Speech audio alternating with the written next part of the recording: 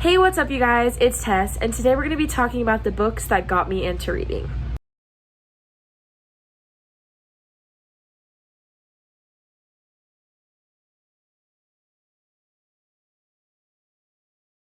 First of all, can we please talk about the setup? I now have two bookcases. These ones look a little empty because their shelves are like taller. Well, specifically this shelf is at a weird height, but this is my favorite shelf. And you'll notice there's some books from this series missing. We're not going to talk about it. We're going to ignore it for now. Today we're going to be talking about the books that got me into reading, and if you talked to me a year ago, I was an avid reader. If you talked to me about a year and a half ago, I would tell you that I hadn't read a book since 3rd grade, just like all those basic ass that do that. So if you say that to people when they say they like to read, maybe consider not doing that. We're going to talk about the books that got me into being an avid reader and got me into reading literally all summer, all through Zoom high school, like literally just reading like crazy. I read 82 books last year, and this year I think I'm at 7. But I'm in college now, and it's like actually in-person classes and like harder. So obviously I don't have as much time to read, but I have so much free time now, so there will be tons and tons of content and tons of reading, and attempting to reach a reading goal of 15 books is currently my reading goal. So let's get on with the video. So the first book we're going to talk about is the Harry Potter series. Now, the Harry Potter series as a whole is an amazing series and full of amazing characters and people that created the film, but the author J.K. Rowling is not a very great person. Do your own research and understanding why this person is not great, and if you think that doesn't change your opinion on you, those are your beliefs. But in my personal opinion, I don't agree with anything that J.K. Rowling has presented or identified with as her beliefs. So just so you're aware of that, I don't condone anything that J.K. Rowling does. Today, I'm going to be talking about the Harry Potter series because the Harry Potter series was the first book that I decided to read. Ayla, if you're watching this is all because of you. Basically, I had never read the Harry Potter books or seen the movies. I'd seen like the first 2. But my Nana and my best friend Ayla loved them and reread them all the time, know everything about them, and I just was looking for a fandom to be a part of that was something different that a lot of people had, that was a connection I could make with a lot of people. So I decided to read the Harry Potter books at the beginning of sophomore year of high school, sophomore to junior year. I started reading them, and then I took a break because I got a little bit busy, and then I finished them in quarantine, right before quarantine, February. No. I'm completely mixing up my times. I started reading them sophomore year, but I didn't finish them during quarantine. I finished them a year later, when school was still online in 2021, and I finished the last Harry Potter book, The Deathly Hallows, in the end of February. And then I was I want to keep reading, but I wasn't an avid reader. I was oh, I need something to read. And so so thank you, Harry Potter, for making me realize that reading can be fun and it's an enjoyable experience. I still have not seen all the movies to this day, just the books, but that was the first series that I ever completed and kickstarted me into the rest of these books that kept me reading. So the first book that I'm going to talk about is The Perks of Being a Wallflower. Hi, this is me editing this video literally 20 minutes after I filmed, noticing that this camera angle is so bad in this video, but we were trying to ignore it until I said something stupid. I know this is not the first book I talked about in this video. I know that now. Apparently me 15 minutes ago didn't know that. Also, if you're watching this far, comment and say hey to Winston. I loved the movie. It was really popular at the time that I read the book, specifically at my school and in my friend group, and I wanted to be the snobby girl that had read the book before anybody else got to read it, because everybody watched the movie but not a lot of people had read the book. I really do still enjoy this book and definitely want to reread it. When I read it, I was borrowing a copy from a friend. Hey! Sorry, we needed to have a brief intermission because my dog's toy was put where he couldn't reach it. But basically, The Perks of Being a Wallflower is a lot like the movie, except for the fact that it's only from the point of view of Charlie, the main character, and it's just only his letters that he writes, which he also writes in the movie. But I really liked it. It was one of the first books I finished in a day. I don't really have that much to say about it, other than this was the kickstart into me reading all the time, and so I figured I should mention it. So if you're trying to get into reading and you want something short and captivating, I would definitely recommend The Perks of Being a Wallflower. The next book that we're going to talk about is a book that got me into my love for fairy tale retellings. I got this book while I worked at Barnes & Noble after like searching for books that I really wanted to read, because at the time I started working at Barnes & Noble, I was only about 2 or 3 months into my like avid reading, but I wanted to expand into different books, and so I decided to read A Curse So Dark and Lonely, or the Cursebreaker series if you know it.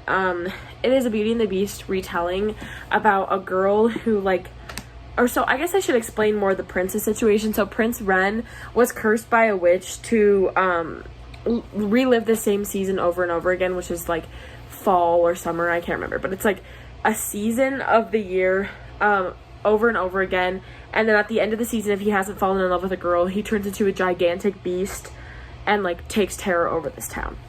And he has a companion named Gray who is able to go into it's kind of like the multiverse, but it's like what would be considered our world versus their world. He's able to travel to our world and kidnap a girl from our world to bring to him to hopefully fall in love. And that's basically just that, Beauty and the Beast. It's really, really good. The first book is not my favorite. The second book is my favorite, but I wouldn't have read the second book if I hadn't read the first one. So I definitely recommend this if you're looking into getting into fairy tale retellings, because it's not an exact replica of Beauty and the Beast, but it's like enough to where you want to read it if you like the story of Beauty and the Beast. And I definitely have read a lot of fairy tale retellings since then, so if you're looking into it, I would definitely recommend this one. The next book is all over Book Talk, and it was definitely the reason that I bought it, so please take that into consideration what am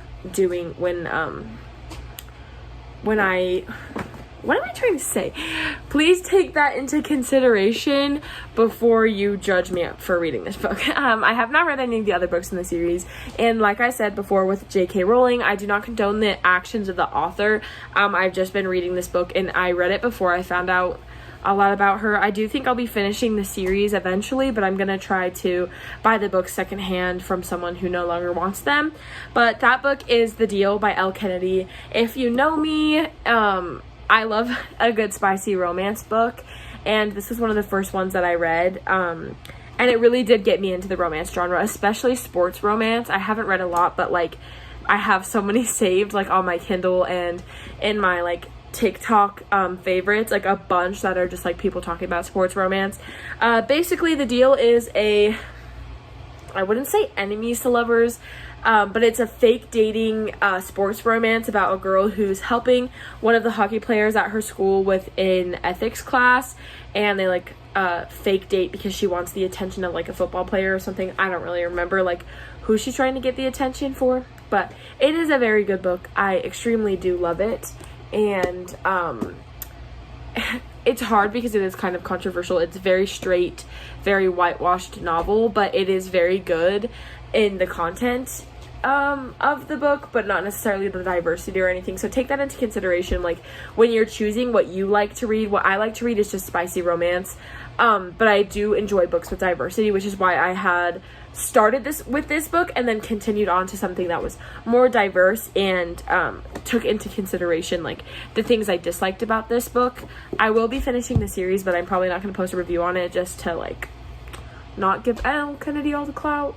But yeah, moving on to our last book. The last book is going to be the book that got me into YA fantasy, just fantasy in general. I've actually branched out more into adult fantasy with reading ACOTAR recently, and I cannot stop thinking about ACOTAR. It actually put me in the worst book hangover ever. But like, I don't know, I really enjoy fantasy. It just has to have romance in it. So if you have any adult fantasy recommendations that do have like a heavy romance plot, please let me know, because I want to get further into adult romance. I've read A Darker Shade of Magic, but I could not read the second book, and the first one took me so long to read that it just felt like a waste of my time just because I wasn't enjoying it. I was just trying to get through it. But the book that we're talking about that got me into fantasy was the Crave series. I know a lot of people absolutely despise the series, but I feel like you either love the series or you hate it. If you've seen my TikTok, if you've seen any of my other videos, you'll know that I love this series. And you can see right here that I have all 4 books. It is one of my favorite series just because I feel like it fully transforms you into a different world in the same way that Harry Potter does. And I was very reminiscent of Harry Potter while reading these novels, especially with like the boarding school aspect of supernatural creatures, the element of like kids having to fight in an adult war kind of thing, was something that I really, really enjoyed. And so if you are an older person, like my age, like older than young readers, so like a young adult, or like just like to read young adult books, and you're missing the nostalgia of Harry Potter, I definitely recommend reading the Crave series. There's 4 books in it right now. There's Crave, Crush, Covet, and Court, and then there's going to be a 5th book called Charm coming out this year, and I just really enjoyed it. And it I don't know, it's a very big sense of escapism while reading these books. There are some forms of like politics in them, which is a little bit hard, but there's a lot of really cool adventures in these books and really, really good diverse characters. And so if you're looking for a fantasy book that is very diverse and has like a lot of really good plot lines, I definitely recommend this series. The first book is kind of cringy, and like a lot of the books are kind of cringy, but like, I don't know, I feel like you can get past it because there's a lot of like really good stuff in this book. That's all I have for you guys today. Thank you so much for watching. If you have any suggestions for book videos, please let me know down below. I'm definitely going to be vlogging a lot more too about what I read, because I feel like a lot of people are interested in hearing like live reactions to books. So if you're interested in that content, please let me know, because I will definitely start filming that more more frequently. But yeah, I am really excited to have a lot more free time. So please, please, please leave suggestions in the comments below on what you think I should read. Like this video, subscribe to my channel, and share it with your friends who also love to read or are trying to get into read. This would be the perfect video to share with your friends that you're trying to like force into reading, because I literally just did that with my best friend Siobhan. I like was like, you have to read this book, and now she like cannot stop reading. So yeah, thank you guys so much for watching. I will see you guys in my next video, and yeah, have a great day.